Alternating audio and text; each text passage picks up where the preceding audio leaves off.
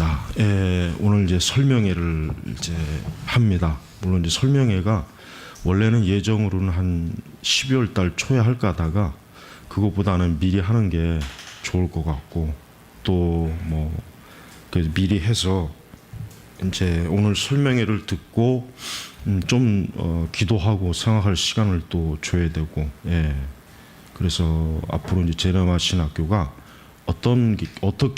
어떤 방식으로 나아가는지를 그걸 좀 이제 설명하는 시간이니까, 그래서 오늘은 전혀 부담 갖지 말고, 그리고 이제 사실 저는 오늘 그냥 4-5명 정도만 생각했어요. 근데 오늘 그래도 생각보다는 많이 왔어요. 많이 오는 걸 사실 저는 좋아하질 않아요. 왜냐하면 신학교는 이제 제가 이제 차차 설명하겠지만, 우선 이제 신학 교육의 이제 큰 문제가 뭐냐면, 저도 이제 한 3년 가까이 이제 신학교에서 이제 강의를 잠깐 여러 과목을 했습니다. 조직 신학부터 해가지고 현대 신학 여러 했는데, 제가 이제 강의하면서 항상 느끼는 게 뭐냐면, 저도 물론 이제 학교를 거쳤으니까 알지만 매번마다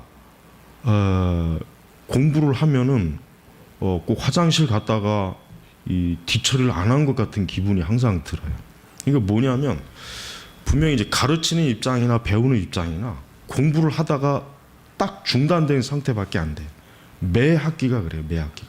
아마 저만 그런 게 아니라 아마 거의 대부분의 신학교에서 교수 사회 가시는 분들은 아마 다 공감할 겁니다. 물론 최대한 가르치고 싶어하는 양을 어떻게든 최대한 맞추는 분도 계시겠지만 그런 분은 거의 없어요. 사실 그것도 불가능한 얘기고.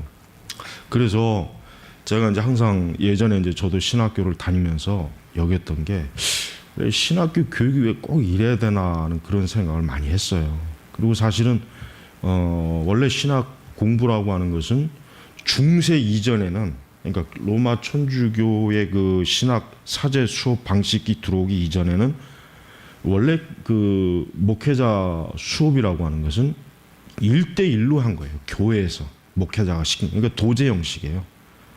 그러다가 이제 중세 시대 이제 천주교가 아주 전형적인 그 사제 교육 훈련 양성 기관을 만들면서, 근데 그게 이제 우리 이제 개신교에서도 어떻게 보면 받아들였어요. 사실 받아들이고, 그러나 이제 청교도는 조금 방식이 틀렸습니다. 청교도는 사실은 철저하게 도제 형식의 그 수업을 했어요. 그리고 우선 그럴 수밖에 없는 이유가 뭐냐면, 영국에서 이 국교회 외에는 옥스퍼드나 케임브리지나 그런 데서 안 받아줬거든요. 비국교도는 안 받아줬다. 공부를 못 들어오게 막아버렸단 말이에요. 그러니까 청교도들은 정규 공부를 할 수 있는 게 굉장히 제한이 돼 있어요. 그러다 보니까 물론 이제 청교도들이 공부할 수 있는 그런 물론 기관도 나중에 세웠지만, 그래서 청교도들이 전형적으로 하는 방식이 뭐냐면, 담임 목회자가 목사 후보생을 교회에서 한두 명 선발해가지고 교육을 시키는 거예요. 교육을 시켜. 같이 집에서 먹고 마시고 자기하고. 여러분 그 에드워드 전기집에 보면 알겠지만은, 에드워드 집에 신학 수업을 받으러 온 신학생들이 상당히 많았어요. 몇 개월간 그 집에서 한 9개월, 10개월 머물면서 에드워드 목사님의 그 지도를 받으면서 신학 공부한 사역자들이 사실 많이 있었습니다. 왜 그랬냐면, 물론 이제 그 당시 미국도 물론 예일이나 이런 그 신학 교육 기관이 없는 건 아닌데, 그러나 좀 더 그 시대에도 역시 마찬가지로 좀 더 신학 수업을 깊이 할 수 있으려면은 목회자에게 개인적으로 가서 신학 수업을 받아야 돼. 그게 원래 정통이었어요. 그렇게 해서 받아야 사실 그 사람이 제대로 받은 거로 거의 인정을 받았단 말이에요. 그러다가 이제 근세 이후에 들어오면은 이제 그 교육이라고 하는 게 이제 국가의 공교육 체제가 확립이 돼요. 근세로 들어오면. 근데 이런 영향을 받으니까 이제 신학교나 신학대학도 그런 공교육 체제로 들어가는 거예요. 근데 그 결과가 뭐냐면, 자유주의 신학이 활발하게 이 학교로 퍼질 수 있는 아주 요인이 돼버렸어요. 그러니까 그게 아주 굉장히 결정적으로 자유주의 신학이 이 공교육 체제의 도움을 받아서 신학교와 신학대학을 다 어떻게 합니까? 버려놓은 거예요. 근데 이제 서구 세계에는 지금도 영국이나 이런 스코틀랜드나 웨일즈나 이런 지역은 신학교나 신학대학을 나오지 않아도 그가 충분히 신학적인 소양이 있고 목회할 그런 게 증명이 되면은 안수를 줍니다. 지금도 그런 제도가 살아 있어요. 워낙 이제 기독교 역사가 오래되고 교회 역사가 오래되니까 그런 부분에 있어서 충분히 검증할 수 있는 그런 그게 다 돼 있는 거예요. 물론 뭐 지금도 뭐 서구 신학교는 물론 굉장히 우리 한국에 있는 신학교나 신학대학보다 훨씬 더 공부하는 양도 많고 그 과정이 굉장히 어렵고 까다롭습니다. 근데 문제는 뭐냐면 그들이 교육받는 신학이 정통 기독교 신학하고는 굉장히 거리감이 먼 거예요. 그게 문제예요. 그게. 그러니까 아무리 박사학위를 받고 아무리 학문적인 자질이 있다고 해도 정통 신학을 배우지 않으면 어떻게 되겠습니까? 그 사람들이 결국 교회를 파괴시키는 자들밖에 안 되는 거예요. 독일의 자유주의 신학이 한창 왕성할 때 티빙겐이나 이런 그 독일의 그 아주 정말 명문 대학들이 결국은 거기서 배출된 학생들이 결국 교회를 다 무너뜨린 거예요. 거기서 배출된 학생들이. 뭐 자유주의 신학자들 대부분 다 아주 정말 천재들 아닙니까? 천재들. 발트부터 시작. 발트도 아주 뭐 수재, 뭐 아주 천재 위에 천재거든. 그런 사람. 그러니까 그런 사람들이 배운 신학이 성경을 진리를 드러내는 신학보다는 진리를 왜곡하는 신학이었단 말이에요. 근데 지금 이제 우리나라로 넘어오면은 지금 현재 우리나라 신학 교육이라고 하는 것은 정말 글쎄 저는 이게 우리나라 신학 교육이 과연 정상적인 교육이라 할 수 있을까? 물론 개 중에는 열심히 배우고 가르치는 분도 있어요. 그러나 대부분의 신학교 체제가 어떤 상업적이고 그다음에 일단 공교육 체제 안에 들어가 있어요. 예를 들면 뭐 총신이나 장신 그냥 들어갑니까? 시험을 쳐야 돼요. 수능 시험만 치고 거기 들어갈 수도 없고 그건 뭐 자격이 안 되는 거예요. 그러니까 총신이나 장신도 자기들 마음대로 뽑는 게 아니라 어떻게 뽑습니까? 수능 시험을 본 학생들에 한해서 뽑는 거예요. 물론 그것이 뭐 다 나쁘다는 건 아닌데 문제는 뭐냐면 장로교 같은 경우는 원래 목회자 후보생이 누가 되냐면 교회에서 노회에다 추천을 하고 노회에서 검증해갖고 이 사람은 신학교 갈 수 있는 소양이 있구나 해가지고 그 교단의 직영신학교나 신학대학교에 보내는 겁니다. 그러니까 개인이 가는 게 아니에요. 개인이. 원래 체제가 그런데 이게 이제 우리나라는 이제 뭐 이게 벌써 오래전에 무너졌죠. 오래전 그냥 뭐 어중이 떠중이 나 신학교 가야지 그러면 다 원서 놓으면 다 갈 수 있어요. 그러니까 그런 사람들을 이제까지 수십 년 동안 받아온 결과가 지금 우리나라가 이런 상태가 된 거예요. 그러다 보니까 목회자들의 신학적인 소양은 정말 수준 이하고 또 더 나쁜 거는 수준 이하라도 좋다 이거예요. 뭐 정말 옛날 목사님처럼 뭐 이런 교재도 없고 책도 별로 없지만 그 양반들은 성경을 정말 많이 읽고 기도하고 경건에 힘썼잖아요. 차라리 그런 목회자라면 더 낫죠. 그러나 어설프게 신학을 배워갖고 그런 것도 없는 상태에서 목회를 하니까 어떻게 된가? 교회가 지금 이런 상태가 되는 거예요. 거기에다가 이제 신학 자체가 지금 어떻게 됩니까? 지금 정통에서 많이 벗어나 있단 말이에요. 굉장히 많이 벗어나 있어요.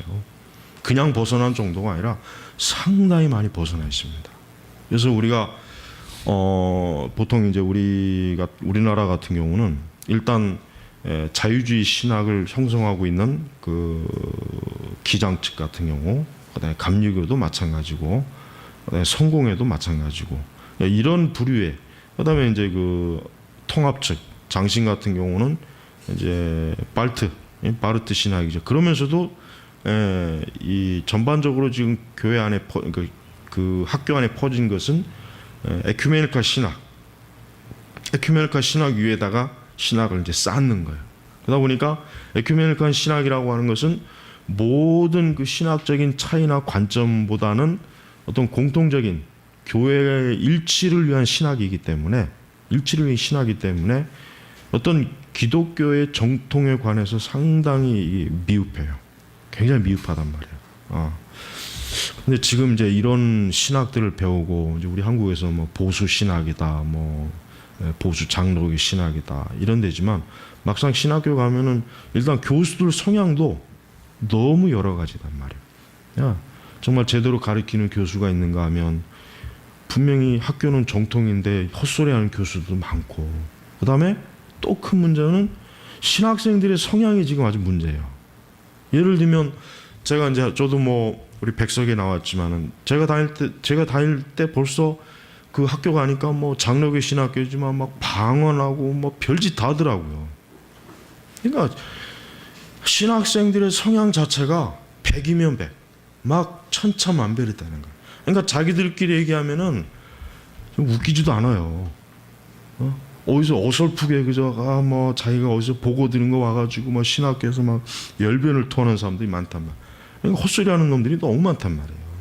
근데 교수들이 그런 걸 바로 잡아줄 줄 못해. 또 교수들이 왜냐면 어떤 자기의 신학적 정체성을 드러내면 교수들 자체가 학생들을 4년이든 7년간이든 다듬어줘야 된단 말이에요. 잘못된 거를.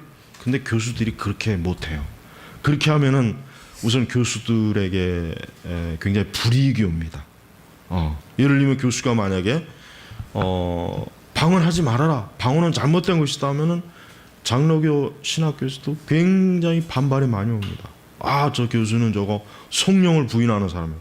당장 문제가 생겨요. 그러니까 교수들 중에도 이것이 옳은데 하면서도 그걸 제대로 드러내지 못하는 일들이 많다는 거예요. 그러니까 교수들도 그냥 일반적인 신학, 이제 일반적인 관점에서 가르치는 신학만 가르치는 경우가 많고, 그건 그나마 낫죠. 그러나 더 나쁜 건 뭐니까 잘못된 오순절 은사주의나 성령주의나 신사도나 그 다음에 신정통주의나 자유주의를 어느 정도 용인하는 신학 그 교수들이 있어요. 그런 사람들이 그런 거를 호의적으로 바라봐요. 예를 들면 천주교에 대해서도 대부분의 교수들이 천주교는 이단이다, 잘못됐다, 기독교와는 다른 것이다라고 말하는 교수가 거의 없어요. 그렇게 만약에 얘기하면은 굉장히 아주 반발이 심해요. 왜 천주교가 잘못되냐는 식으로. 자, 보세요. 이게 지금 오늘날 신학교의 현상이에요. 그러면은 이런 데서 배워서 나오는 그 목회자들이 그러면은 목회를 여러분 어떻게 하겠습니까? 여러분, 학교에서 정말 열심히 공부하고 바르게 공부를 해도 목회 현장에 나오면은 휘청거려요. 얼마나 이게 여러분 영적으로 이게 도전이 많은데요. 힘들단 말이에요. 근데 제대로 배우지 못한 사람들이 나와가지고, 그러니까 교회가 이상한 걸 많이 하는 거예요. 바로 그런 목회자들에게서 신자들이 배웁니다. 뭘 배우겠습니까? 제대로 배우겠습니까? 못 배우죠. 이 교회가 어떻게 되겠습니까? 여러분, 교회가 하나 쓴다는 것은 굉장히 이거는 참 귀한 거예요. 어렵습니다. 교회가 하나 세워진다는 것. 또 그 교회가 유지된다는 것도 굉장히 어려워요. 근데 그 교회가 바르게 가는 건 몇 배 더 어려워요. 몇 배 더 어려운 거예요. 여러분, 신학 공부하려고 하는 사람들은 정말 자기가 순교했다고 생각하고 공부를 해야지, 그냥 공부 뭐 끄적끄적 몇 자 해가지고 뭐 그런 식으로 한다면은, 예를 들면 뭐 좀 우리나라에서 대표적인 교단 같은 경우는 뭐 그 학교 나오면은 뭐 웬만한 부교육자 자리는 다 보장되고, 조금 좀 시간 지나면 또 뭐 큰 대형 교회 가서 뭐 더 담임 목사 자리, 이게 신학생들이 벌써부터 계산을 해요. 옛날 신학생들은 그게 아닌데 지금 신학생들은 하도 영약해가지고 벌써 어느 학교 가면은 장차 졸업하면은 야, 저 학교는 교단은 장래성이 있다더라, 뭐 보장, 이런 걸 벌써 계산하고 들어오는 학생들이 너무 많아요. 그리고 또 하나 신학생들의 큰 문제 뭡니까? 벌써 신학교 다닐 때부터 자기가 주님을 위해서 희생하고 사역자로서의 그거를 다듬기보다는 뭐 사역하기 싫어가지고 아르바이트 해가지고 돈 벌어갖고 뭐 그런 사람도 많이 있고. 그러니까 애초부터 신학생으로서의 그 자격이 안 되는 사람들이 사실은 지금 우리나라 신학교 강의실에 거의 80~90% 앉아 있다고 보면 틀림이 없습니다. 또 바르게 공부하려고 하는 정말 중심에 정말 뭔가 바로잡힌 학생들을 학교가 바르게 지도해 주는 것도 너무 드물어요. 그러니까 100명이 들어가면은 거기서 진짜 제대로 교육받고 정말 되면 아마 한두 사람밖에 안 될 거예요. 정말 한두 사람밖에 안 될 거란 말이에요. 그러니까 이런 것을 저 자신도 굉장히 많이 이런 걸 보고 또 제 나름대로 이런 것들을 참 어려움을 겪고, 그래서 나중에 이제 신학교를 참 세우면 이러이러한 신학교를 세우고 싶다는 그런 생각을 많이 했단 말이에요. 그런데 여러분, 신학교육이라고 하는 것은 굉장히 다차원적으로 해야 돼요. 예를 들면 이렇게 정통 하지 조직 신학처럼 정통 교리도 공부해지만, 예를 들면 오광남 씨 같은 이런 종교란 무엇인가 뭐 이런 사람들처럼 이 기독교에 대해서 굉장히 종교 다원주의적이고 또 정통에서 벗어난 그 기독교를 형성하는 사람들도 글도 읽어야 되고, 그다음에 이제 기독교 세계관도 해야 돼요. 세계관도 해야 되고, 그다음에 이제 좋은 설교, 좋은 설교집도 꾸준하게 읽어야 되고, 그다음에 이제 변증학을 필해야 돼요. 변증학을 필해야 된단 말이에요. 그다음에 이제 교회사, 이런 세계 교회사도 중요하고, 이제 세계 교회사 중에서도 이제 종교 개혁사 같은 경우는 특히 더 연구를 많이 해야 돼요. 그다음에 이제 근세 교회사 특히 연구 많이 해야 돼요. 그다음에 이제 뭐 우리 한국 교회사. 근데 우리 한국 교회사는 제가 볼 때 정말 제대로 이렇게 개혁주의 관점에서 쓴 책은 별로 없어요. 거의 없단 말이에요. 그나마 이제 이런 방대한 이제 한국 교회사 총론으로서 이런 교회사의 책이 그나마 나와서 뭐 조금 다행이긴 한데, 이 외에도 이제 좋은 인문학 책들이 있어요. 아주 우리의 통찰력을 깨워주는 그런 좋은 인문학 책들도 있단 말이에요. 그러니까 그런 책도 읽게 해야 돼요. 학교 다니면서. 근데 이 많은 공부를 하려면 신학생들은 진짜 하루에 한 4~5시간 자고 나머지 시간은 다 공부하는 대로 써야 된단 말이에요. 놀 시간이 없어요. 사실 잠잘 시간도 없단 말이에요. 근데 지금 신학교에 다니는 많은 신학생들이 이제 사역을 하게 되면, 저도 물론 이제 전도사를 신학교 2학년 때 바로 했는데 그때부터 한 10몇 년을 한 것 같아요. 부교육자 사역을. 근데 저는 이제 그때 무슨 생각했냐면, 바쁜 교회는 안 갔어요. 아주 작은 교회들, 거의 이제 이렇게 할 일이 없는 교회, 그리고 매일 교회 나오라고 하는 교회는 안 가버렸어요. 그런 사역지는 그런데도 많거든. 뭐 전도사한테 매일 교회나 출근해라. 그럼 아무것도 못해. 아무것도 못합니다. 그러니까 신학교 4년 부교육자 동안 맨날 하는 게 뭐예요? 운전이 제일 많죠. 그다음 행정. 신학교 다닐 동안 그 귀한 시간에 그 일로 다 소비해 버려요. 책 한 권도 제대로, 여름 6, 7, 8, 3개월은 아예 자기 시간이 없습니다. 교회 사역, 여름 사역 하느라. 그러다 또 겨울 들어가면 또 뭐 겨울 뭐 또 한다고 그러면 거의 못해요. 거의. 그러니까 그 중요한 시기를 그렇게 보내고 나면은 나중에 좀 정신 차려서 책을 보려고 그러면 글자가 안 들어와요. 이미 그때는 머리가 굳어버린 거예요. 안 된단 말이에요. 그러니까 제가 항상 주장하는 게, 신학교육은 20대 초반, 10대 후반부터 하는 게 최고로 좋습니다. 최고로 좋아요. 그 시기가 가장 명철하고 지적인 욕구가 강하고, 그래서 그 시기부터 한 10년 동안 바짝 공부 안 하면 그거 갖고 평생 사역할 수가 있어요. 정말. 그 이후부터는 이제 사역을 하다 보면 바쁘죠. 뭐 신방도 해야 되고, 그럼 바쁘단 말이에요. 또 결혼해서 가정 가려면은 하루에 책 읽는 시간이 정말 어떨 때는 1시간 잡는 것도 힘들 때가 많아요. 그러나 한참 젊을 때 바짝 책 읽어놓으면은 평생 이게 뭐 부족함이 없어요. 부족함이. 그러니까 여러분, 그래서 제가 이제 우리 제네바 신학교를 제가 지금 커리큘럼을 일단 짜놨는데, 지금 짜놓은 커리큘럼을 제가 다시 지금 짤 거예요.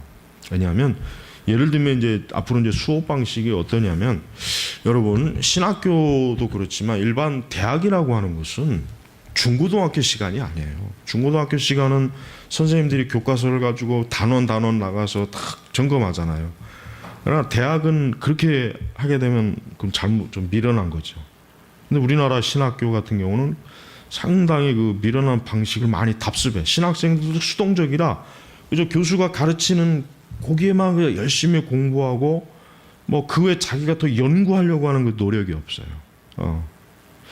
그래서 지금 시네바 신학교 같은 경우는 일단 공부하는 양을 굉장히 많이 줄 겁니다. 책을 읽는 거. 근데 물론 일반 신자 과정은 제가 나중에 좀 설명해야지. 일반 신자 과정은 제가 그렇게 하지 않을 거예요. 일반 신자 과정은 그렇게 하면 못하죠. 큰일 나죠. 그러나 일단 신학 교육을 할 사람들은 예를 들면 이제 변증학에 대해서 이제 이번 달까지 이 변증학 이걸 다 읽어와라. 일단 읽어야 돼요. 그 다음에 이제 교수는 뭘 합니까? 그 사람이 읽은 거에 대한 레포트를 받고 그 사람하고 1대1로 그가 이 변증학에 대해서 얼마만큼 이해하고 읽었는지를 확인해야 돼요. 그래서 그가 잘못 알고 있는 건 수정시켜주고 바르게 알고 있는 것, 그 다음에 더 알아야 될 것은 더 보충해주고 또 추가 도서는 뭔가를 알려주는 방식이어야 돼요. 그러니까 이런 도제 형식을 쓰는 거예요. 그러니까 시험도 마찬가지예요. 시험도 어떤 특정한 하나의, 예를 들면 한 달에 한 번씩 어떤 특정한 하나의 주제를 줘서 이 주제에 대해서 논해봐라. 그러니까 신학적으로 또 인문학 지식과 철학과 세계관으로 종합해가지고 에세이를 써서 그 에세이를 쓰는 거 보면 벌써 알아요. 아, 이 사람이 어느 정도까지 공부하고 이해하고 있는가. 이게 이렇게 깊이 공부하는 방식을 채택하려고 그래요. 그래서 지금 이제 신학 교육 방식은 일단 학부는 4년, 대학원은 3년이란 말이에요. 근데 이 7년은 해야 돼요. 사실 이 정도는 해야 돼. 이 정도는 해야 그래야 졸업하고 나면 이제 자기가 스스로 할 수 있는 거예요. 어디 뭐 세미나 기울 필요도 없어요. 신학 목회자는 자기가 스스로 연구할 수 있어야 돼요. 자기가 스스로 연구하고 자기 서재에서 설교가 나와야 돼요. 남의 거 베끼지 말고, 남의 흉내 내지 말고, 자기가 연구해서 자기가 설교하고 자기가 하나님의 진리를 증거하고 전달하고 가르칠 줄 알아야 된단 말이에요. 그러니까 그러려면은 굉장히 공부하는 양이 많단 말이에요. 그다음에 이제 우리 또 학교 같은 경우는 말 그대로 칼빈주의 개혁주의이기 때문에 개혁주의 신학을 집중적으로 가르쳐야 됩니다. 개혁주의 신학을 그냥 어슬렁어슬렁 가르치면 안 되죠. 그러니까 기독교 문서선교에서 그 개혁주의 신학 그 책들이 나왔죠. 물론 이제 우리 이 바빙크의 전집도 나오긴 했는데 그런 책들을 적어도 4년 동안은 완전히 다 읽고 자기가 그 부분에 대해서 완전히 소화해서 얼마든지 그걸 적용해서 가르치고 할 수 있는 정도, 그 정도가 돼야 된단 말이에요.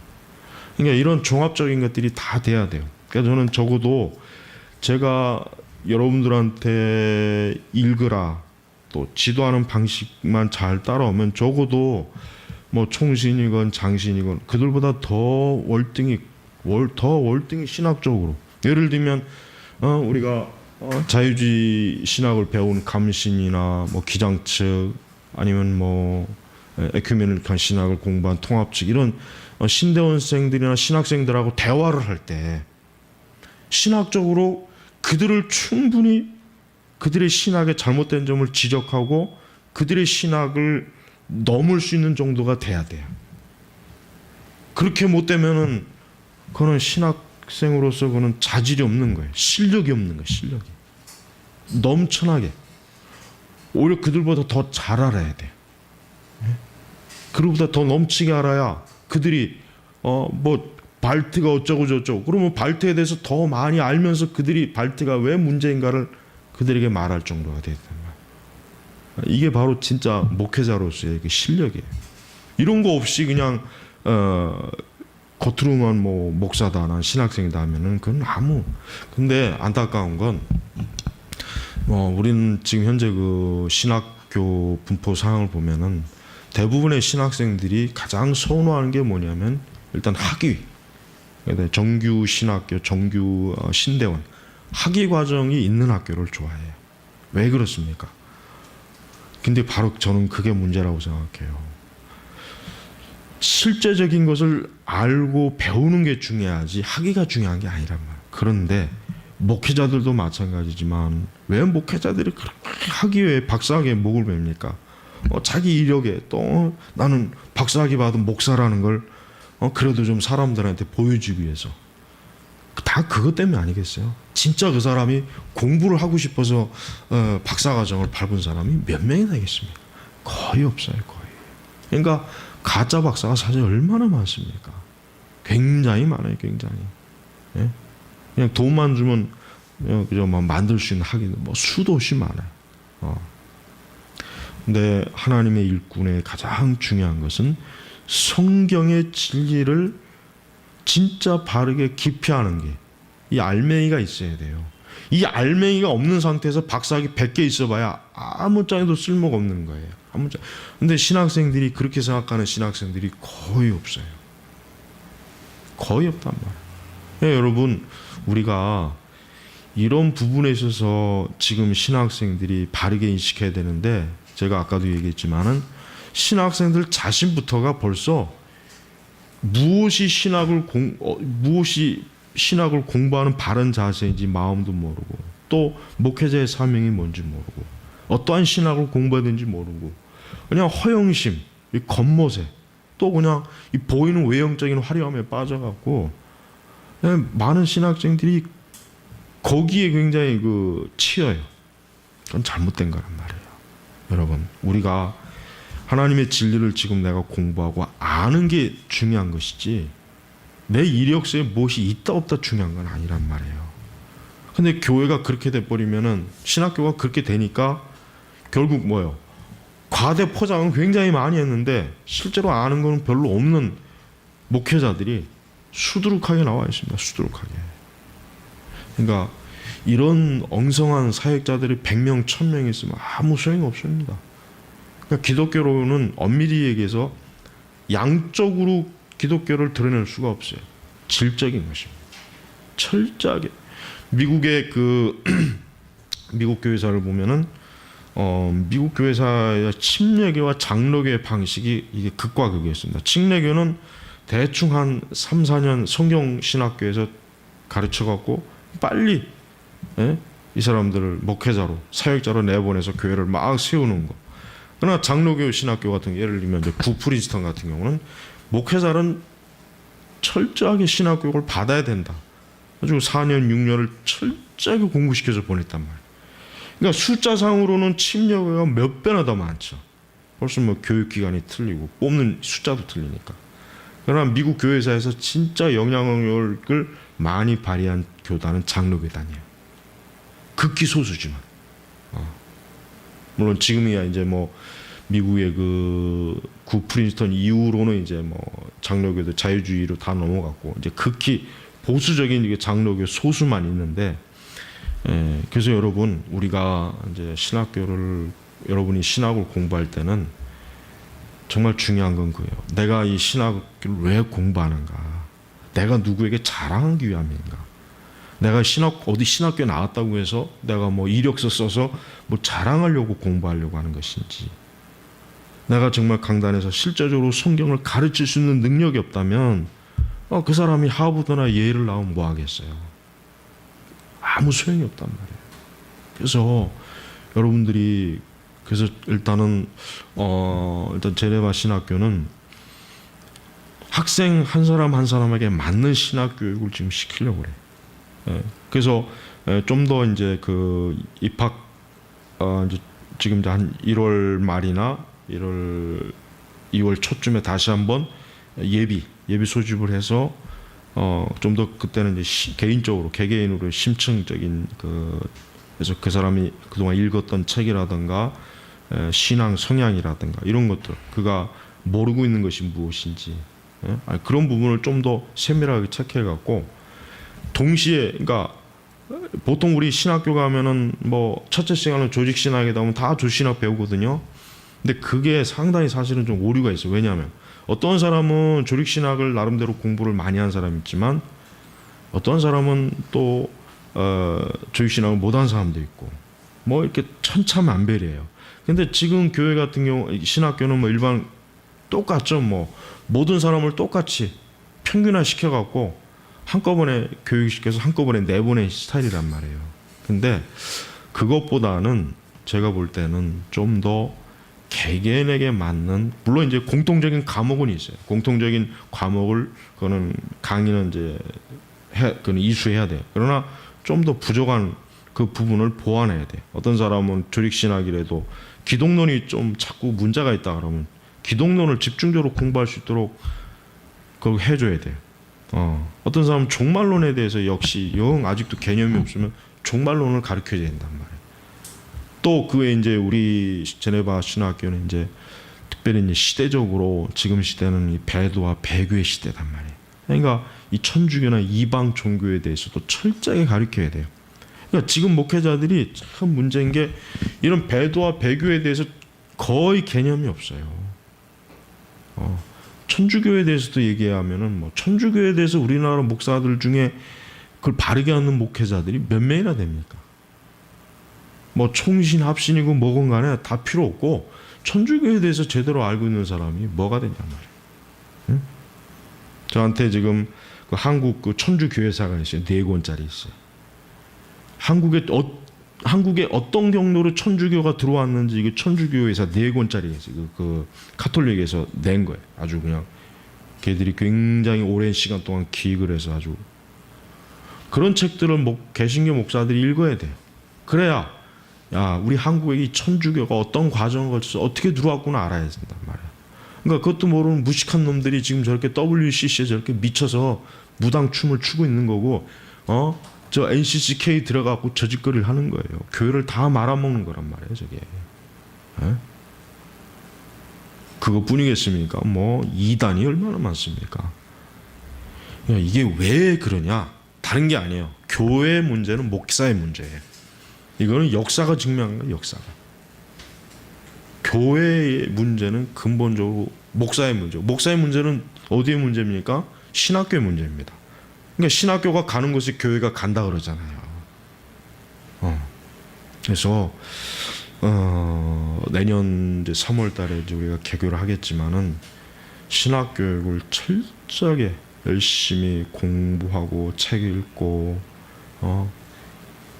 그 다음에 자기가 한 그 수업에 있어서 에세이를 내는 거 이런 많은 과정을 요구할 텐데 이런 거를 충분히 이수를 못하면은 이 사람은 목회자의 길을 안 가는 게 낫단 말이에요.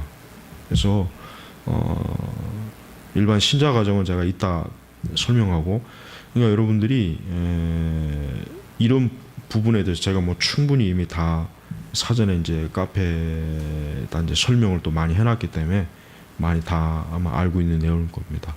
그리고 이제 그 수업 일수를 지금 제가 이렇게 한 주에 화, 목, 금 이렇게 3일로 하려고 합니다.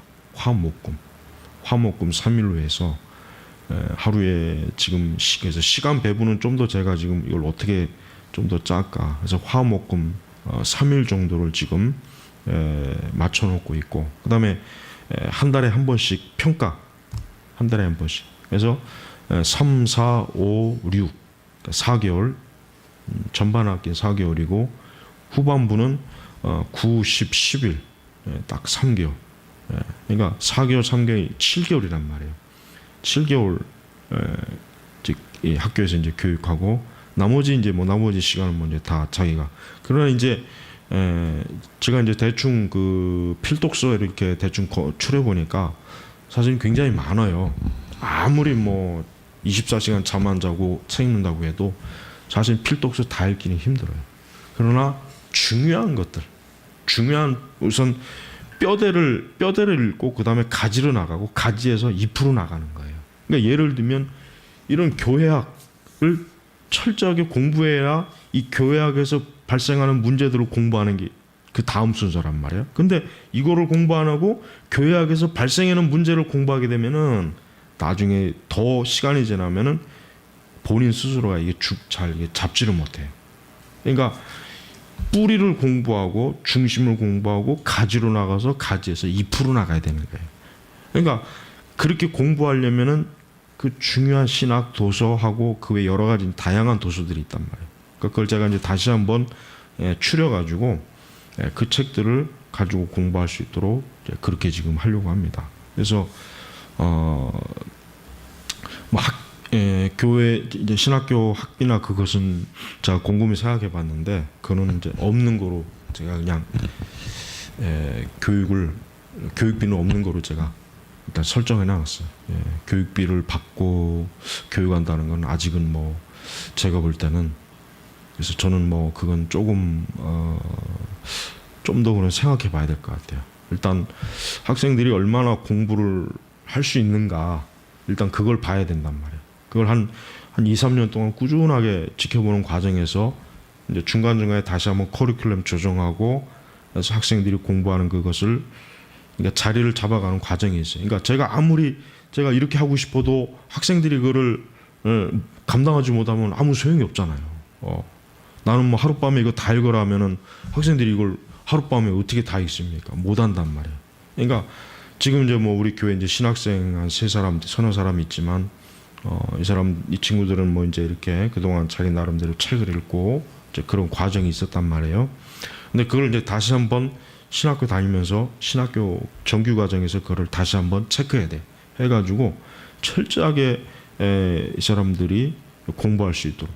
그다음에 이제 신학교 다니는 동안 설교를 많이 읽게 할 겁니다. 예를 들면 이 스폴천 전집이라든가 로이드 존스 목사님의 설교집, 그다음에 뭐 제임스 보이스 하여튼 하여튼 저한테는 하여튼 뭐 명설교자들의 설교집이 다 있어요. 뭐 지금 절판돼서 없어도 저한테는 있어요. 그 다시 재본해 갖고 다 읽게 하고. 그러니까 신학교 다닐 때만 설교를 많이 읽는 것 자체가 그래서 사실은 설교학 공부가 되는 거예요. 보통 학교 가면은 설교학 시간이라 가지고 뭐 한 학기 겨우 있죠. 뭐 하나 있죠. 그러니까 그렇게 설교를 공부해서 뭐가 되겠어요? 그러면 안 되잖아요. 그러니까 좋은 개혁주의, 청교도 개혁주의 설교를 풍성하게 읽도록 그렇게 해서 이 사람들이 졸업하고 어디에서 사역을 해도 설교에 있어서 문제가 없어야 돼요. 설교에. 신학의 꽃은 설교에. 아무리 내가 많은 설교를 공부해도 신학을 공부해도 설교를 못하는 건 말짱 도루묵이란 말이에요. 물론 이제 신학자의 어떤 사명, 자질이 있는 사람들은 있어요. 그 사람들은 조금 좀 다른 문제란 말이에요. 그래서 또 이제 선교사, 그러니까 우리 이제 학교에 들어오는 모든 사람들이 다 목회자가 될 수는 없어요. 어떤 사람은 선교사가 될 것이고, 어떤 사람은 진짜 좀 더 신학의 어떤 자질이 있어서 신학을 연구할 수 있는 그 길로 가려고 하는 사람. 그러니까 그런 사람들은 또 거기에 맞게 그걸 지도해 줘야 돼요.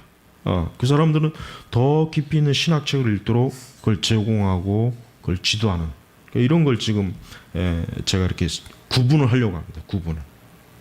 그래서 아마도 배우는 사람들은 좀 더 자기에게 맞는 신학 교육을 선택할 수 있는 그런 여지가 있어요. 그냥 일괄적으로 다 하나로 묶어서 그렇게 한다면은 굉장히 그거는 허점이 많거든요.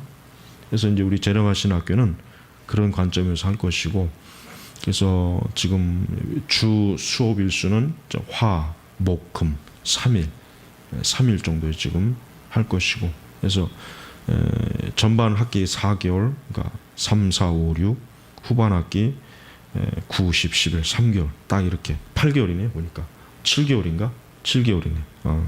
7개월 정도를 수업하고, 그다음에 이제 방학 때라든가 여름 방학과 겨울 방학에는 특별히 이제 지금 이제 조정을 해보는데 이제 헬라하고 히브리어 과정 같은 경우는 외부 강사 초빙해가지고 집중적으로 외부 강사 초빙해가지고 2주나 3주 집중적으로 그 원어 공부할 수 있도록 아니 원어 강독 할 수 있는 과정을 지금 세우려고 합니다. 그다음에 이제 중간 중간에 이제 특강 주간 만들어서 이제 우리 한국에 좀 그나마 좀 괜찮은 개혁주의 신학자들 중에 그런 분들 해서 특강 마련해 가지고 좀 집중적으로 특강 받을 수 있는 것, 이제 그걸 지금 제가 구상하고 있어요.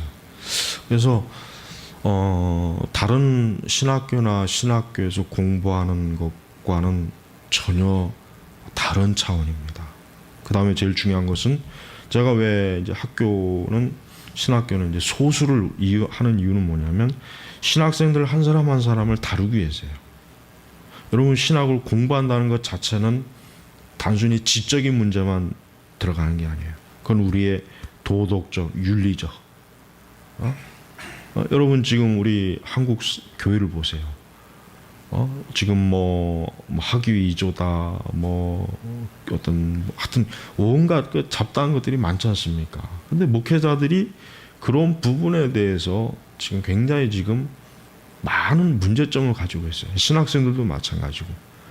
그러니까 이런 부분도 다뤄야 돼요. 아무리 공부 잘해도 그 녀석이 인성이 틀리고 그 녀석이 벌써 마음이 그러면 그런 사람은 공부 못하게 해야 돼요. 넌 오히려 공부를 하지 말아야 된다. 잘못하면 너는 많은 영혼을 죽인다.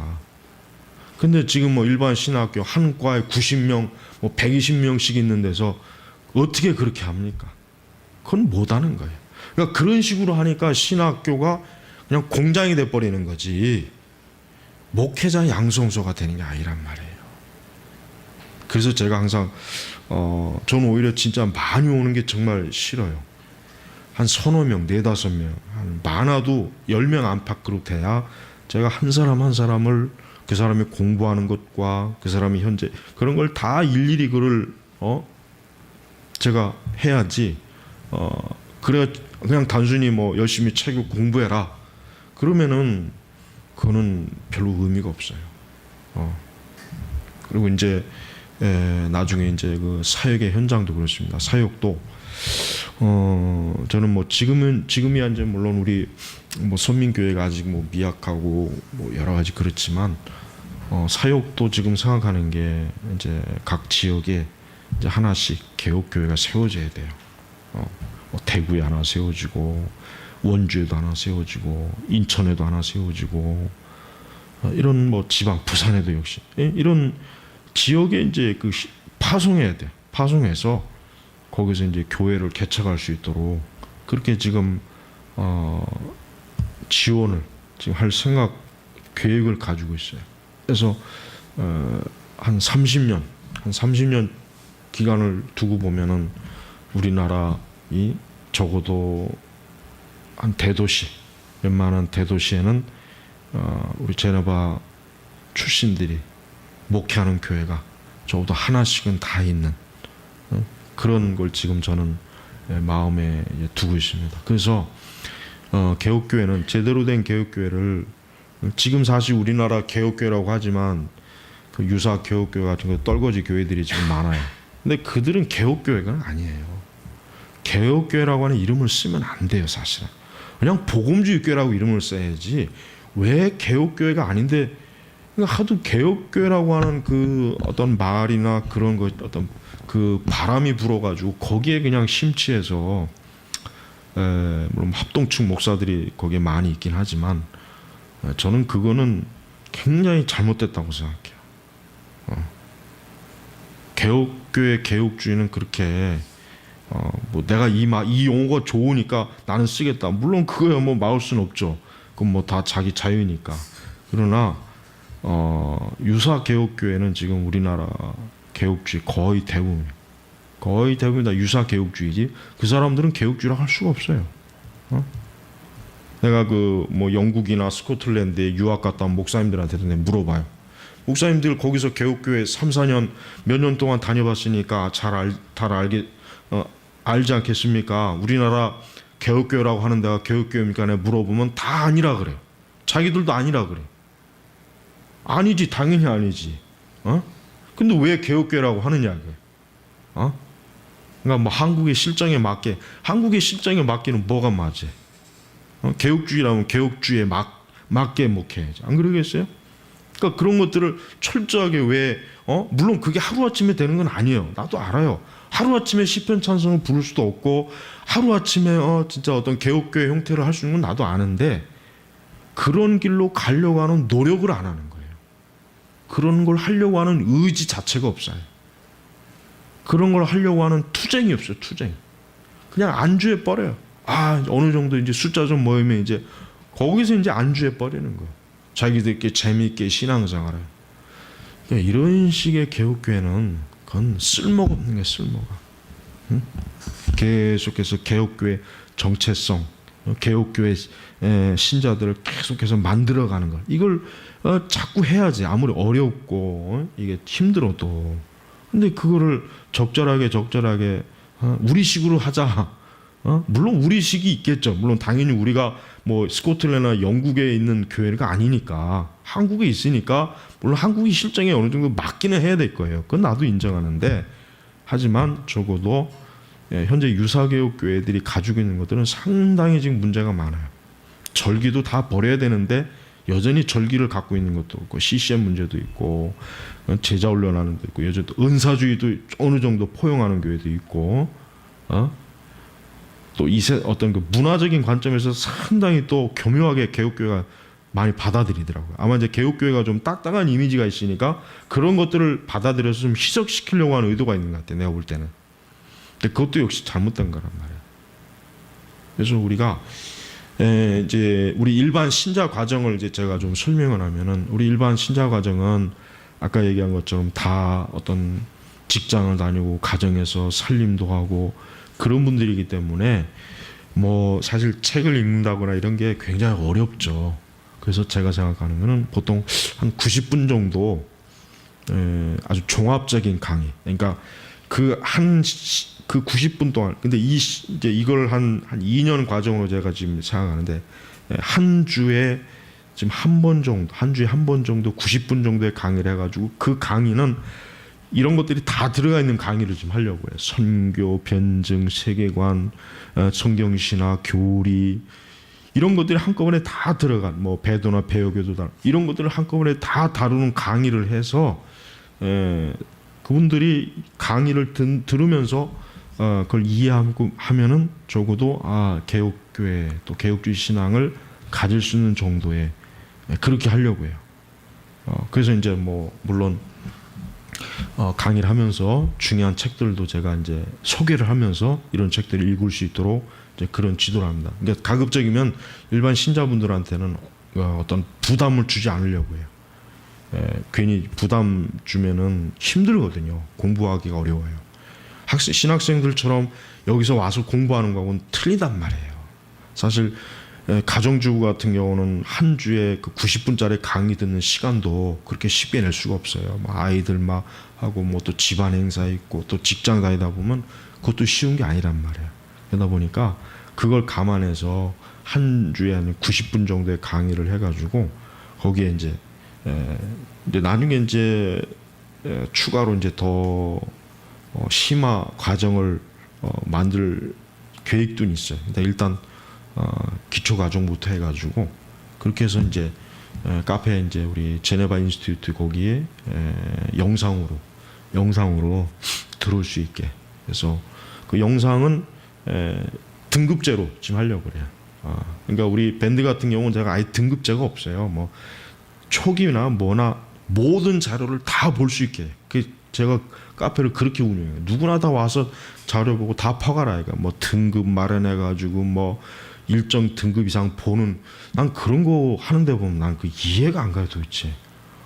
기독교 카페면은 모든 사람이 다 와서 공유해야지 뭘 그냥 뭐 등급제 회원제를 만드는지. 근데 이제 우리 제네바 신학교 같은 경우는 일반 신자 가정은 이제 등급제로 해서 그걸 원하는 등급 이상만 볼 수 있게 영상에는 그 등급을 딱 매겨가지고 그래서 이제 보게 해서 정식으로 그 나중에 공부하고 나면은 졸업 수료증을 줘서 사실 여기에 많은 신자분들이 좀 왔으면 좋겠어요. 왜냐하면 개혁교회가 목회자 한 사람만 해서 되는 게 아니에요. 일반 신자분들이 협조가 없으면 참 어렵습니다. 목회자가 아무리 개혁교회 한다고 막 나팔을 불어도 일반 신자들이 싫어하고 그건 뭐 지루합니다, 재미없습니다, 뭐 그렇게 해버리면은 너무 문제가 많아요. 받아주세요. 네, 감사합니다. 그래서 사실 일반 신자분들이 좀 많이 들어와서 좀 강의를 들었으면 좋겠어요. 그래서 초기 강의는 뭐 좀 멤버 제한 두지 않고 이렇게 좀 모든 사람이 듣게 하다가 한 5강의 이후부터는 이제 그 수강 신청하는 회원들만 볼 수 있게. 그래서 초기 그러니까 한 몇 강의는 한번 들어보게 하고, 그래서 더 들을 사람들은 추가로 이제 들을 수 있도록 자기가 원하면 이제 그때는 이제 회원 등급을 올려달라고 요청하면은 할 것입니다. 예, 일반 신자 가정도 역시 그 뭐 회비나 그런 뭐 학비 그런 거는 없습니다. 예. 저는 이 교회에서 어떤 우리가 행사도 있잖아요. 우리는 교회 선민교회 자체도 그렇지만 행사할 때 나는 교인들한테 회비 걷는 건 난 옛날부터도 좀 뭔가 어색해요. 왜? 이 사람들이 다 교회 와서 헌금도 내고 하는데 무슨 또 회비를 별도로 내냐? 그래서 사실 우리 신학교도 우리 선민교회 부설로 하는 것입니다. 엄밀히 얘기하면은 이 복음 전도 기관이요. 사실은 신학 기관이지만. 그래서 이런 부분을 지금 하려고 하고. 근데 이제 제가 이제 우려하는 게 하나 있어요. 뭐냐면 이제 아까도 제가 잠깐 얘기했지만은 신학생들이 상당히 이게 진로를 고민 많이 해요. 그건 저도 이해가. 왜냐 저도 그런 고민을 정말 많이 했으니까. 야, 앞으로 어떻게 목회해야 되냐, 어떻게 개척을 해야 되느냐, 굉장히 그걸 근심하고 염려를 많이 해요. 그러다 보니까 공부하면서도 거기에 막 이렇게 중압감을 느끼고 그런 신학생들이 상당히 많이 있습니다.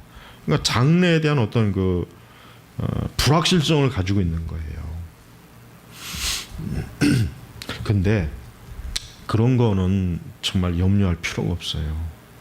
정말 본인이 정말 바르게 하나님을 알고자 하고 하나님 앞에 정직하고 하나님 앞에 참 온전한 자로서 쓴다면 그런 건 하나도 문제가 안 돼요. 그건 문제 될 게 없단 말이에요. 그러니까 공부하는 동안은 아무 염려하지 말고 공부하는데 전념을 해야 돼요. 딴 생각하지 말고. 또 우리 학교는 말 그대로 비인가예요.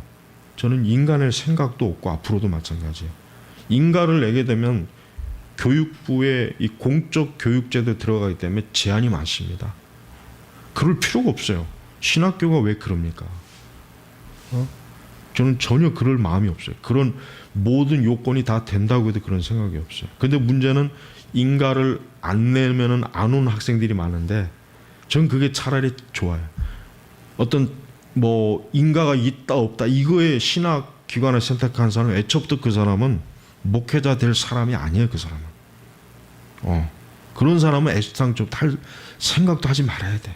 가서 박사학위 100개 1000개 많이 받으라 그래. 가서 필요 없어요.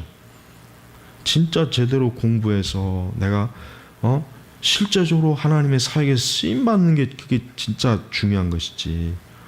그런 건 하나 쥐뿔도 못하면서 뭐 나는 어느 학교에 나왔다, 나는 어디 졸업했다, 나는 그건 아무 소용이 없는 거예요. 그거는 자기가 사역을 하면 알아. 그건 자기가 사역을 해보면 안단 말이에요. 그래서 여러분 여기 들어와서 공부하는 사람들은 그런 불필요한 염려하지 말고 또 여러분들한테 필요한 좋은 자료는 제가 다 제공할 겁니다. 근데 여러분들한테 필요한 자료는 제가 다 제공할 거예요. 여러분이 열심히 공부한다면은 모든 필요는 제가 다 제공할 거예요. 책도 제공할 것이고 필요한 것들. 단 그 과정을 철저하게 이수를 해야 돼요. 그걸 이수 못하면은 학교 나가야 돼요. 그럼 이수를 제대로 안 하는데 계속 있을 필요가 없단 말이에요. 그래서 애초부터 쓸데없는 환상을 가지고 올 필요도 없고 상당히 신학 교육을 굉장히 많은 양을 요구한다는 거 그거를 일단 알고 있으면 좋을 것 같아요. 그래서 지금 근데 이제 문제는 지금 이제 일주일에 지금 3번을 지금 3일을 지금 강의 날짜인데 이제 서울 경기권에 있는 사람들은 학교를 오가는 일에 그렇게 큰 문제가 없는데 문제는 이제 지방에 있는 학생들이 지금 문제란 말이에요. 지방에 있는 학생들이. 그래서 지금 지방 그렇다고 해서 이제 아직 뭐 우리가 이제 기숙사 이런 제도가 그걸 하고 싶은 마음은 있는데 사실은 이제 기숙사를 만들고 싶어요. 사실 기숙사를 만들어서 공부하는 내내 기숙사에서 공부하고 책 읽고 그런 걸 좀 제가 하고 싶은데 아직은 이제 우리가 이제 그럴 만한 이제 재정이 안 되고 하니까 그게 좀 아쉬워요. 사실은 이제 건물 이전도 지금 못 하고 있어요. 더 좀 넓은 데로 하고 싶은데 뭐 재정이나 또 이런 여러 가지가 이제 걸리니까. 근데 좀 더 건물이 더 넓고 그렇다면은 기숙사 예를 들면 뭐 저런 고시원 형태처럼 이렇게 기숙사를 만들어서 개인적으로 자기가 공부할 수 있도록. 근데 그러면 이제 지방에 있는 학생들 같은 경우는 또 굉장히 수월하고 또 서울권에 있는 서울 수도권에 있는 사람들도 학교 오고 가는 시간 또 낭비하지 않고. 그래서 제가 사실은 기숙사 제도도 참 좋긴 한데 아직은 그게 좀 저희가 지금 못 하고 있는 게 좀 아쉽긴 해요. 그러나 저는 그게 좀 장기적으로는 좋을 것 같아요. 그래서 이런 그 공부하는 거 어떤 이런 부분에 있어서 최대한 공부할 수 있도록 정말. 그러나 제가 이제 말 그대로 이제 이 학교를 운영하는 제가 요구하는 수준의 공부가 안 되는 사람들은 그 사람들은 나가야 돼요. 있으면 안 돼요. 그 사람들이 계속 학교에 있게 되면은 다른 학생들까지 영향을 줘요. 그러니까 필요한 걸 무제한으로 제공하지만 그러나 어느 수준의 공부가 안 되는 사람들은 그 사람들은 나가야 돼. 저는 그걸 철저하게 지금 하려고 그래. 그래서 절대로 그냥 대충 놀고 먹으면서 공부를 할 수 못하게 만들 거예요. 그리고 매 달마다 그 종합적으로 어떤 배운 것에 대한 에세이, 그다음에 중요 도서에 대한 에세이를 항상 제출하게 할 거랍니다. 그걸 철저하게 검토해서 자꾸 그 에세이가 수준이 자꾸 더 나아지지도 않고 대충 쓴 그런 식으로 몇 번 하면은 바로 그냥 퇴학을 시킬 겁니다. 그러니까 이런 엄격한 과정을 두는 이유는 뭐냐면 제대로 배우게 하기 위해서요. 제대로 배우지 않으면 결국은 그 사람이 큰 손해를 입는 거예요. 다른 사람이 손해 입는 게 아니라 자기가 제일 손해를 입는 거란 말이에요. 그래서 이런 부분에 있어서 여러분들도 잘 명심하시고 또 일반 우리 평신도 과정에 계신 분들은 사실은 1년에 이제 한 번씩 이제 만약에 시간이 되고 이제 여건이 된다면 이런 오프라인 강좌에 나와서 서로 공부하는 것도 제가 좀 이렇게 한번 좀 살펴보고 또 그래서 그런 것도 좀 모이는 시간을 좀 만들고 이제 그러려고 해요. 그래서 앞으로 정말 아까 제가 기도한 것 대로 시작은 미약해요. 시작은 미약하지만 앞으로 정말 이곳에서 미국의 그 통나무 대학이 있죠. 그 통나무 대학이 결국은 뉴저지가 되고 그 대학이 결국은 프린스턴이 된 거예요. 결국은 그 통나무 대학처럼 극히 몇 사람의 로 시작했지만 정말 많은 하나님의 교회, 하나님의 사역에 정말 유익된 것처럼 앞으로 이제 그런 과정과 생각을 가지고 지금 하려고 합니다. 그래서 커리큘럼은 제가 다시 한번 조정을 하려고요. 커리큘럼이 상당히 그 과목이 많아서 제가 볼 때 이걸 좀 조정을 해야 되겠다. 그래서 좀 줄여야 되겠다는 생각이 들더라고요. 그다음에 거기에 이제 필요한 도서도 다시 한번 제가 더 좀 봐야 돼요. 다시 한번. 그래서 이제 신학교도 지금 신학교 전용으로 지금 일단 도서도 제가 지금 구입을 하려고 합니다. 그래서 신학생들이 마음껏 볼 수 있게 공부할 수 있게 그다음에 중요한 책들을 좀 재본을 해서 없는 책들은 재본해서 공부하는데 필요한 그 도서들을 좀 그렇게 공부를 할 수 있도록 지금 여건을 만들고 있습니다. 그러니까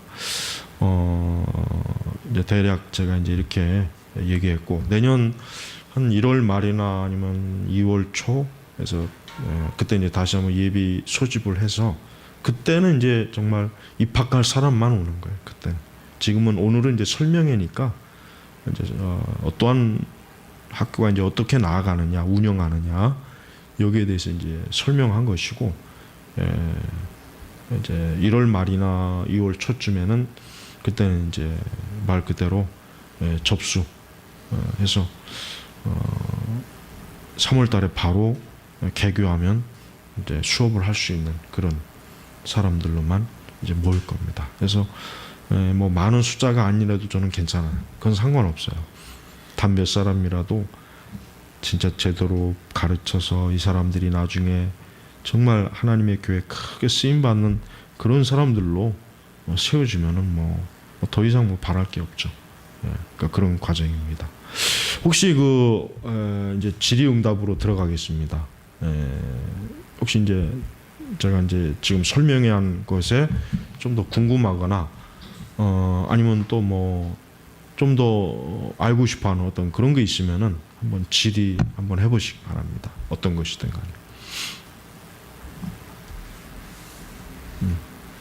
한번 해보세요. 뭐 어떤 과정에 있어서거나 뭐 좀 더 구체적인 것도 좀 더 알고 싶으면은.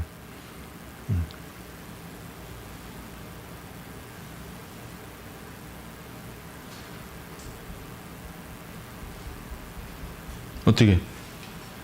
예, 우리. 일반 신자 과정에서 그러면 이제 90분 정도 종합교육 강의를 한 주에 한 번 하신다는 예. 예를 들자면 뭐 온라인하고 오프라인 시험이 있나요? 아, 시험. 글쎄 방학은 글쎄 지금 방학을 근데 일반 신자들은 뭐 방학을 굳이 뭘 방학을 해요? 일주일에 한 번인데.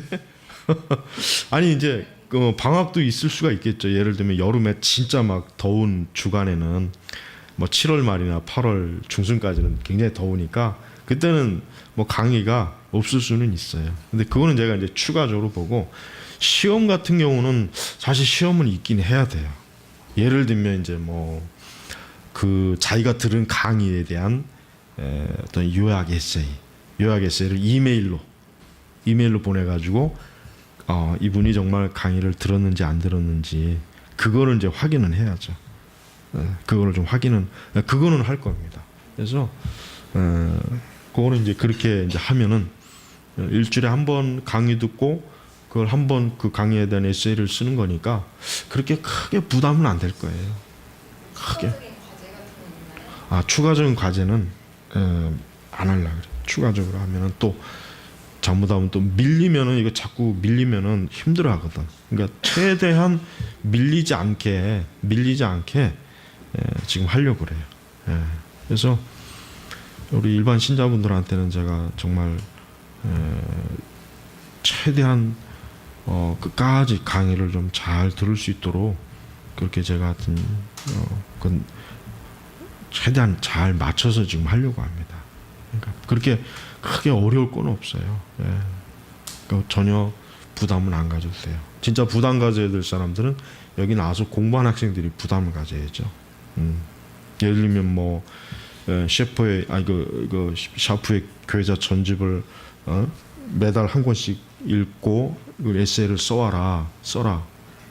그리고 이제 그 에세이 쓴 거 가지고 이제 다시 한번 1대1로 그 부분에 대해서 진짜 이걸 알고 썼는지 아니면 요약을 그냥 대충 한 건지 그것도 해야 되고, 그다음에 이제 뭐 예를 들면 저 또 중요한 제가 저 인문학 도서도 사실 많아요. 제가 추천하고 싶은 인문학 도서도 많은데, 예를 들면 이제 오광란 교수의 이런 종교란 무엇인가 이런 책도 읽어야 돼요.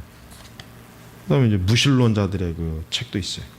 그런 걸 읽어야 돼. 읽어야 이 사람들이 도대체 무슨 생각과 논리를 가지고 기독교를 공격하는지 안단 말이에요. 그러니까 그런 책도 읽게 할 거란 말이에요. 우리 오프 강의에 나오는 사람들은. 그래서 그걸 철저하게 공부를 제가 이제 요구할 거니까. 그래서 여기서 공부하면은 정말 적어도 졸업하면은 뭐 대한민국이 뭐 어디나 어느 신학교에서 공부한 사람들하고 얘기해도 그 사람보다 몇 배나 더 신학 지식, 성경 지식에 대한 통찰력과 지식을 갖고 있는 그런 사람들로 졸업을 시켜야죠. 그래야 돼요. 그게 지금 사실은 목적이에요. 예. 그래서 지금 그런 생각을 하고 있으니까 여러분들이 꼭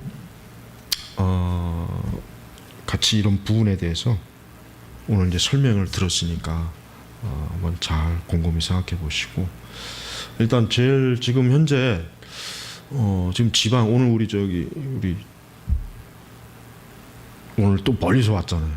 지금 또 이제 조금 있으면 또 올 텐데, 그 현재 그 예를 들면 경남권이나 이런, 그러니까 이제 서울 경기를 벗어난, 경기도를 벗어난 우리 지훈이 이제 왔구나. 그래 와. 그래. 우리 저렇게 지훈이처럼 멀리 있는 학생들이 있단 말이에요. 이렇게 저 그냥 뭐 경상남도, 뭐 전라도 쪽 이런 쪽에는 지금 그 학생들이 일주일에 3번을 여기서 오고 간다는 게 내가 볼 때는 조금 무리일 것 같아. 그러니까 지금 오늘 우리 저기 영상 하지만 매 강의는 사실 영상으로 녹화할 거예요. 매 강의가. 그래서 지금 우리 여기 지금 지방에 있는 우리 신학생들 같은 경우는 내가 볼 때는 영상 강의도 해야 되겠고, 그다음에 이제 부지런히 이제 에세이를 이제 파일로 주고, 그다음에 과제를 또 주고, 그걸 이제 그런 식으로 좀 아마 해야 되지 않을까. 그게 좀 아쉬워요. 물론 이제 본인이 이런 뭐 서울 지역으로 뭐 좀 이사 와서 하면은 괜찮긴 해요. 그러면 참 좋긴 한데, 또 직장이 또 지방에 있거나 그럴 경우에는 또 아직 그럴 형편이 안 되거나 그러면은 그건 무리가 되니까 어렵죠. 그래서 제가 아까 기숙사가 있으면 좋겠다는 이유가, 사실은 지방의 수도권보다는 지방에서 공부하고 싶어하는 학생들이 사실은 더 있어요. 서울보다는. 그래서 그런 부분을 생각하다 보니까 좀 아쉽긴 해요. 근데 그것도 제가 좀 더 그건 뭐 이제 일단 기술적인 부분이니까 그다음에 이제 한 달에 한 번씩 이제 지방에 있는 학생들 한 달에 한 번씩 정도는 올라와서 한 달 동안 공부한 거에 대한 최종적인 점검을 받아야 돼요. 그래서 읽어야 될 책과 과제 이런 것도 종합적으로 해서 테스트하고, 그래서 한 달에 한 번씩 올라와야 돼요. 지방에 있는 우리 학생들은 그런 과정이 지금 필요합니다. 그래서 여러분들이 하여튼 진짜 최고의 169 신학 공부는 할 수 있어요. 그러나 그를 얼마만큼 내가 잘 과정을 따라오고 할 수 있는가 하는 거는, 그거는 이제 자기가 달린 거예요. 자기가 얼마만큼 잘 거기에 쫓아오느냐, 거기에 이제 달려인 것 같아요. 자, 그래서 이제 거의 1시간 넘게 지금 이제 설명을 했는데, 우리 지훈이는 나중에 영상으로 녹화됐으니까 그거 이제 좀 듣고, 오늘 좀 멀리서 왔어요. 우리 2분이 멀리서 왔네. 우리 3분, 제일 멀리 이렇게 딱 3분이 멀리서 왔습니다. 다른 분들은 뭐 다 뭐 수도권이라 그렇게 괜찮은 것 같아요. 자, 이제 영상 이제 꺼도 돼요.